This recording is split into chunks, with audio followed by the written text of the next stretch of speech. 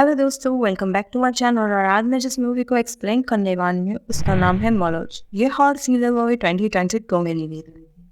और अगर हम इसकी रेटिंग की बात करें तो इसकी IMDb rating 6 stars out of 10 है। तो दोस्तों, अगर आपको मेरे मूवी एक्सप्लेनेशन वीडियो पसंद आए तो प्लीज़ से मेरे वीडियो को लाइक और मेरे चैनल को सब्सक्राइब करके मुझे सपोर्ट करें मेरा 1K सब्सक्राइबर फैमिली पूरा करने के लिए। तो देर नहीं करते और बढ़ते अपनी मूवी एक्सप्लेनेशन की ओर।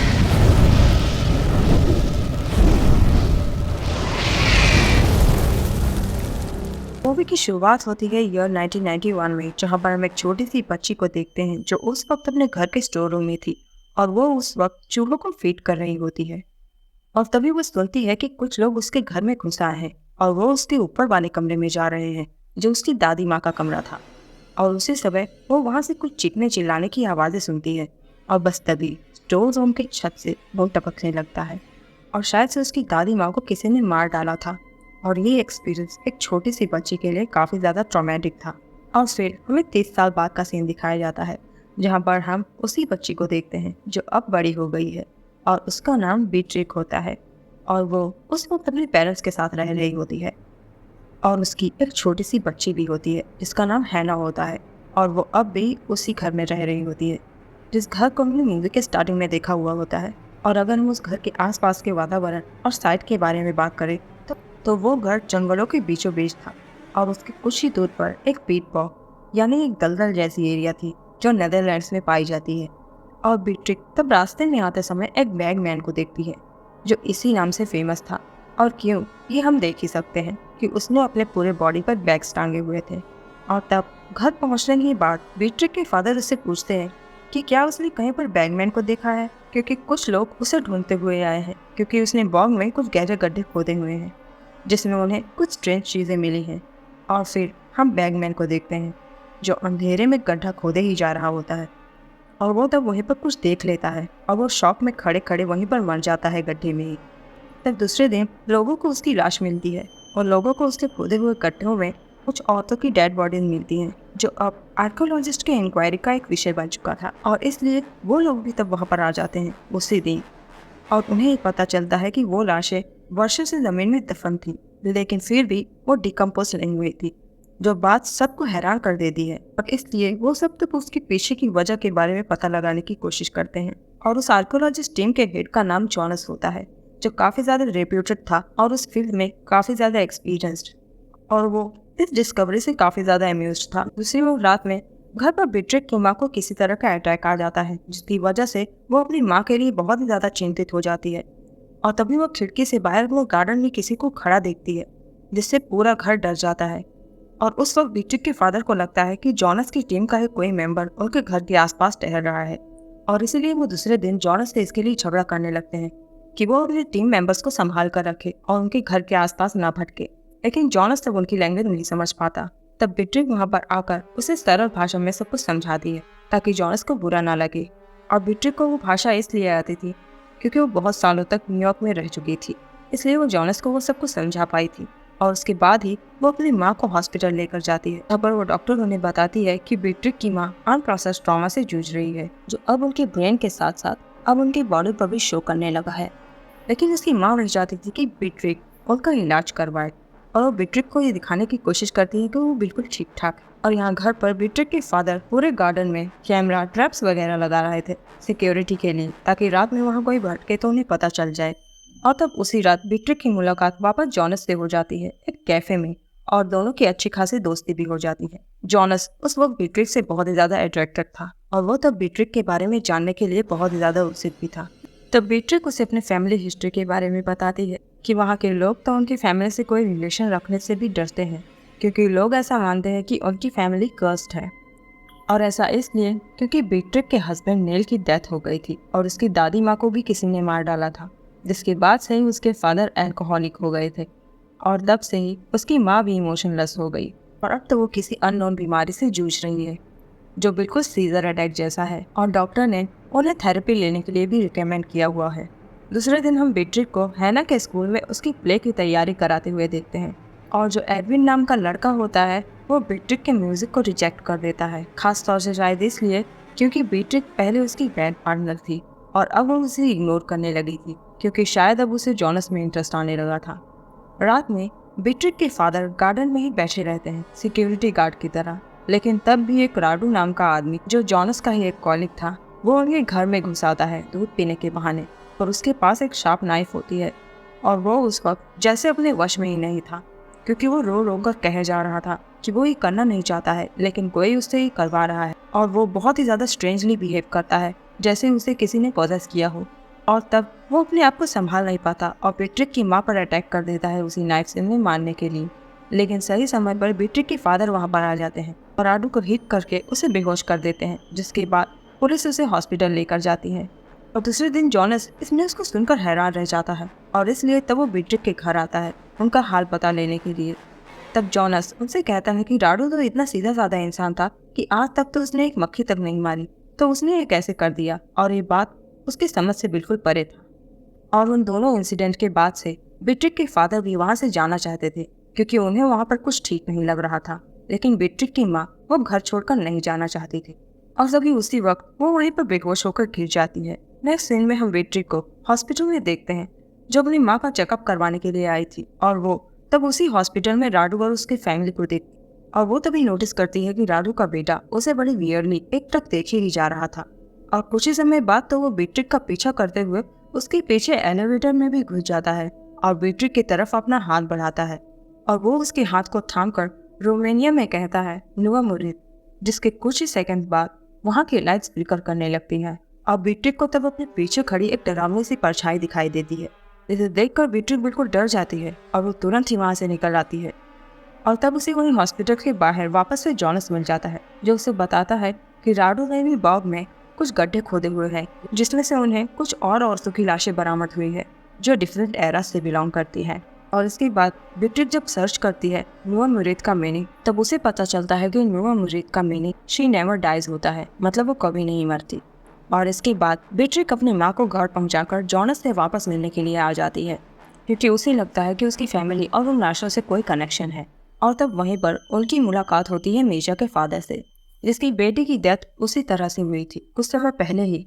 और क्योंकि उनके पूर्वज एक साइकिक थे, वो पावर्स अब भी उनमें मौजूद थी। हालांकि वो उस फील्ड में नहीं थे, क्योंकि उन्हें किसी कल्चर पसंद था, लेकिन फिर भी वो मीचर की आत्मा की हेल्प से ये जान पाए थे कि मीचर किसी की विस्परिंग की आवाज़ सुन पाता था बॉग में, जिसे गड्ढा खोदने के लिए बोल रहा था। और वो उनसे हेलन नाम की एक लेडी के बारे में भी जिक्र करता है, और वो बीट्रिक को लेजेंड फेकी के बारे में भी बताता है, जो उनकी बेटे के डेथ से लिंक्ड है। जिसके बाद बीट्रिक और जॉनस वापस से घर लौटने लगते हैं। बीट्रिक तक जॉनस से रास्ते में जिद करने लगती है कि वो उन औरतों की लाशों के बारे में उसे कुछ पता है, लेकिन जॉनस उसे नहीं बताता, क्योंकि बीट्रिक तो पहले से ही पिछले रात के हादसे से ट्रॉमेटाइज थी। तब बीट्रिक को उसके बारे में बताकर उसे और चिंता में नहीं डालना चाहता था। तब बीट्रिक उससे झगड़ा करने लगती है और कार से तुरंत ही उतर जाती है। लेकिन कुछ ही देर बाद बीट्रिक का मूड बदल जाता है, और तब दोनों वही बॉग में ही इंटीमेट होने लगते हैं। नेक्स्ट सीन में हम जॉनस को आर्कियोलॉजिकल टैंक्स में जाते हुए देखते हैं, जो कॉलिंग सोंजा उसे बताती है कि जितने भी लाशें उन्हें मिली हैं, वो सारी औरतों का गला वर्टिकली कटा हुआ है, और उनकी जांच करते करते उनकी कॉलिफ की तबीयत खराब हो गई है, लेकिन कोई भी उस पर गौर नहीं करता। और जॉनस तब उन लाशों की जांच और आगे जारी ही रखता है, ये पता करने के लिए कि कहीं वो सारे मर्डर्स लेजेंड फेकी से लिंक्ड तो नहीं है। और वो आगे अपने कॉलिग से लेजेंड फेकी के बारे में पता करने के लिए बोलता है। तब सोंजा इंटरनेट पर फेकी की स्टोरी को जॉनस से बताती है, जो आगे हमें बीट्रिक की बेटी हैना के स्कूल प्ले के माध्यम से पता चलता है। यहाँ पर सदियों पहले एक राजा हुआ करता था जिसका नाम वॉल्टर था, और उसकी वाइफ का नाम हेलन, जिसके पास अपार संपत्ति थी, लेकिन बाकियों को 2 वक्त की रोटी के लिए भी स्ट्रगल करना पड़ता था। वॉल्टर की खातिरदारी करने के लिए उसके घर में दर्जनों नौकर काम किया करते थे, और उन्हीं नौकरों में से एक लड़की थी फेकी। और क्योंकि फेकी बहुत ही ज़्यादा खूबसूरत थी, वॉल्टर की उस पर बुरी नज़र पड़ जाती है, और वो तब फेकी के साथ फिजिकल रिलेशंस भी डेवलप करने लगा। लेकिन ये बात ज़्यादा दिनों तक छिपी नहीं रह पाई, क्योंकि फेकी एक दिन प्रेग्नेंट हो गई। और जब ये बात हेलन को पता चली, उसने अपने हस्बैंड को इसके लिए नहीं ब्लेम किया, बल्कि वो रूमर्स फैलाने लगी कि फेकी ने वॉल्टर पर जादू टोना किया है उसे अपने वश में करने के लिए। और वो तब ये बात जनता में फैला देती है कि फेकी एक विच है, ताकि वॉल्टर की इमेज जनता के बीच बनी रहे। और वो फेकी को कारागार में डलवा देती है, उसे सज़ा दिलवाने के लिए उसी हालत में। और फेकी को तब उस दिन उस चीज़ के लिए सज़ा मिल रही थी जो गलती उसने करी ही नहीं। और फेकी तब कारागार में ही गॉड से प्रे करने लगती है इंसाफ के लिए। लेकिन उस वक्त गॉड तो उसके प्रेयर्स नहीं सुनते पर कोई और ही सुन लेता है। पेगन गॉड जिनका नाम मोलोच है, जो गॉड ऑफ चाइल्ड सैक्रिफाइस के लिए जाने जाते हैं, और वो राजी हो जाते हैं फेकी को इंसाफ दिलाने के लिए। लेकिन हर चीज़ की कीमत होती है, इसलिए फेकी तब ईडन गॉड से डील करती है कि वो अपने आप को सेक्रीफाइस कर देगी और वो बस हेलन को सजा दिलाने में उसकी मदद कर दे। और मोलोच तब इस मदद के बदले फेकी के अनबॉर्न चाइल्ड को क्लेम करने की शर्त रखते हैं और वो कहते हैं कि उसका प्रतिशोध उसके लिए केश की तरह है जिसमें उसकी आत्मा इमोर्टल हो जाएगी। और ये इतिहास बार बार दोहराई जाती रहेगी, पीढ़ी दर पीढ़ी, और आगे की जनरेशन भी इस प्रतिशोध की आग में झुलसते ही रहेंगे। और उस वक्त फेकी अपने आगे के अंजाम को नहीं सोचती और बदले की आग में इसके लिए मान जाती है। और वो तब मोलोच गॉड के साइन को अपने माथे पर एनग्रेव कर लेती है। और जब हेलन उससे माफ़ी मंगवाने के लिए उसके पास आती है, तब फेकी माफ़ी मांगने से इनकार कर देती है और वो उसी वक्त अपने गले को वर्टिकली काट लेती है। और उसी क्षण से हेलन के शरीर पर पूर्ण रूप से फेकी की आत्मा का कब्जा हो जाता है। और ये बात तो किसी को पता ही नहीं थी, इसलिए हेलन के शरीर से फेकी ने शासन किया और नगर में वापस से खुशहाली लौट आई। और इसीलिए वहाँ के लोग फेकी को एक हीरोइन की तरह सेलिब्रेट करते हैं। और बेचारी हेलन की आत्मा बाव में विस्पर कर करके लोगों से लाशें खुदवाती है। तब बीट्रिक को फेकी की स्टोरी खुद से कनेक्टेड लगती है हैना के पास में वो ड्राइंग देखकर। और तब घर लौटते समय वो अपने फादर को ट्रैप्स वगैरह लगाते हुए देखती है ताकि कोई भटकता प्राणी उनके घर तक ना पहुंच पाए। बीट्रिक तब वापस से मीचर के फादर के पास जाती है ताकि वो उसकी मदद कर सके। वो तब कुछ सेंसिटिव वाइब्रेशन से बीट्रिक की हेल्प करते हैं कि वो अपने पास्ट में जा सके। और बीट्रिक को तब याद आता है कि उसकी दादी का भी मर्डर वर्टिकली गला काट कर ही हुआ था। मतलब ये कर्स सचमुच में उनकी फैमिली में एग्जिस्ट करता है और उन सारी औरतों को फेकी नहीं पॉजेस करके मारा था। और ये साइकिल हर 30 साल बाद रिपीट होती है जब मोलोच इनके बॉडीज को क्लेम करने के लिए आता है। इसलिए वो डेड बॉडीज कभी भी नहीं सड़ती। और अब शायद अगली बारी बीट्रिक की माँ की थी, इसलिए बीट्रिक तब पहले उन लाशों के पास जाती है कंफर्म करने के लिए कि क्या उन लाशों का भी गला वर्टिकली कटा हुआ है। और जब वो ये देख लेती है तो वो सोंजा से कहती है कि उसकी फैमिली डेंजर में है। और तब इसके बाद वो घर छोड़कर भागने की तैयारी करती है और अपने माँ को भी तैयार होने के लिए बोलती है। लेकिन उसे नहीं पता था कि ये उसकी सबसे बड़ी गलती थी, अपनी माँ को बचाना। शिफ्ट होती है और हम बीट्रिक के फादर को गार्डन में देखते हैं जिसके सामने अचानक से बहुत सारी औरतों की आत्माएं आ जाती हैं। और उनके लिए ताज्जुब की बात यह थी कि उन्हीं आत्माओं के बीच बीट्रिक की माँ की आत्मा को भी वो देख पाते हैं। और तभी उन औरतों की विस्पत से वो पॉजेस हो जाते हैं। दूसरी तरफ जोनास और सोंजा टाउन में लेजेंड फेकी के ट्रेडिशनल फेस्ट को सेलिब्रेट करते हुए देखते हैं लोगों को। और सोंजा तब जोनास से बीट्रिक के बारे में बताती है कि वो टेंट में आई थी उसे ढूंढते हुए। और जोनास वो बात सोचकर डर जाता है कि कहीं ये फिस्ट वाले ही लोग तो मोलोच के लिए उन औरतों को सेक्रीफाइस तो नहीं करते। इसलिए वो जल्दी से बीट्रिक के घर जाने के लिए निकल पड़ता है। और यहाँ घर पर बीट्रिक की फादर पॉजेस हो चुके थे, इसलिए बीट्रिक तब हैना को बचाने के लिए उसे स्टोर रूम में बंद कर देती है। तभी वो देखती है कि उसके फादर उसकी माँ को मारने की पूरी कोशिश कर रहे थे, इसलिए वो उन्हें बचाने के लिए अपने फादर को ही हिट करके उन्हें बेहोश कर देती है। लेकिन उसकी बात से ही बीट्रिक ही वहाँ से गायब हो जाता है। और जब बीट्रिक के फादर को होश आता है वो बीट्रिक को ढूंढने के लिए निकल पड़ते हैं। लेकिन अचानक से बीट्रिक की माँ बीट्रिक के फादर को धोखे से गले में फंदा डालकर उन्हें लटकाकर उन्हीं पर मार डालती है। और हम देख पाते हैं कि वो उस वक्त पूरी तरह से पॉजेस। और फिर हम उन्हें फेस्ट वाले कुछ लोगों को घर में आते हुए देखते हैं।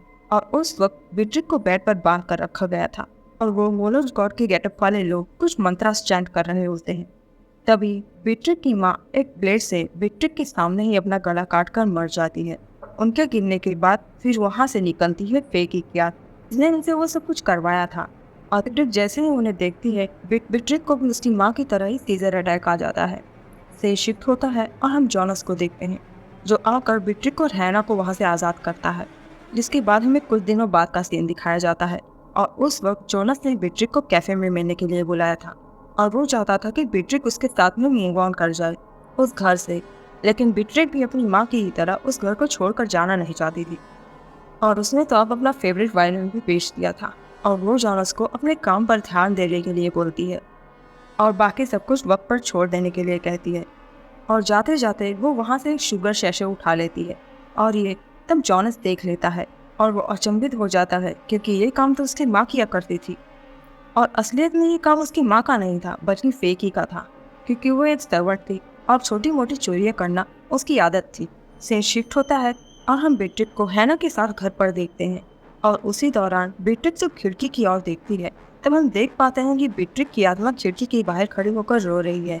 और फिर हमें दिखाया जाता है कि अंदर जो हैना के साथ है वो बीट्रिक का ही शरीर है, लेकिन उसमें आत्मा फेकी की है, क्योंकि जिस दिन बीट्रिक की माँ की डेथ हुई थी फेकी ने उनके शरीर को सैक्रिफाइस करके बीट्रिक के शरीर पर कब्जा कर लिया।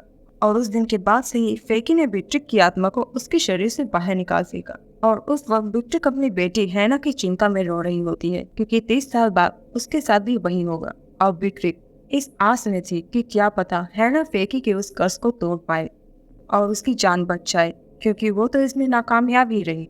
और इसी के साथ ये मूवी यहीं पर एंड हो जाती है। तो दोस्तों, इस पूरी मूवी में मोनो सेंचुरी से अपने वादे पर कायम था और वो फेकी के जरिए सेक्रीफाइस लेते चला आ रहा था और शायद ये कभी रुकने वाला था। फेकी को अपनी प्रतिशोध की भारी कीमत चुकानी पड़ी थी और शायद ही वो कभी इससे आज़ाद हो पाएगी। पहले तो हेलन ने जो बुरा काम किया था उसके लिए वो गलत थी, लेकिन फेकी ने तो अब उससे भी ज़्यादा बुरे काम कर डाले थे। इसीलिए हेलन उस कर्स लूप को रोकने के लिए बॉब में आने वाले सारे आदमियों को अपनी कहानी विस्पर करती थी, ताकि वो उस औरत के शरीर में मौजूद फेकी को खत्म कर डाले, यानी कर्स टूट जाए, जैसे सब आदमियों के साथ में हुआ और बीट्रिक के फादर के साथ भी। और शायद अब वही चीज जॉनस के साथ में भी होने वाली थी, इसलिए वो अपने काम पर कॉन्सेंट्रेट नहीं कर पा रहा था। और जब वो फेकी को मारने के लिए आएंगे, फेकी उन्हें भी खत्म कर डालेगी। और शायद फेकी ने ही बीट्रिक के हस्बैंड नील को भी मारा था, और शायद एक कर्स सदियों से सिर्फ बीट्रिक की फैमिली में था। तो हो सकता है कि वो हेलन की ही फैमिली ट्री से बिलोंग करती हो, या फिर ऐसा भी हो सकता है कि वो फेकी की फैमिली ट्री से बिलोंग करती हो, क्योंकि मोनोज को तो सिर्फ फेकी के ही बच्चे चाहिए थे। और यही इस मूवी में सबसे कंफ्यूज कड़ी है। तो उस मूवी से हमें ये सीख मिलती है कि हमें अपने दुश्मनों को भी माफ़ करना सीखना चाहिए, क्योंकि ये हमारी आत्मा की मुक्ति का एक जरिया है। क्योंकि उस दिन अगर फेकी मोनोज की हेल्प ना मांगती तो वो आज़ाद होती। तो इसी के साथ हम अपने मूवी एक्सप्लेनेशन को यहीं पर एंड करते हैं। तो मिलते हैं नेक्स्ट वीडियो में, तब तक के लिए goodbye, take care and thanks for watching.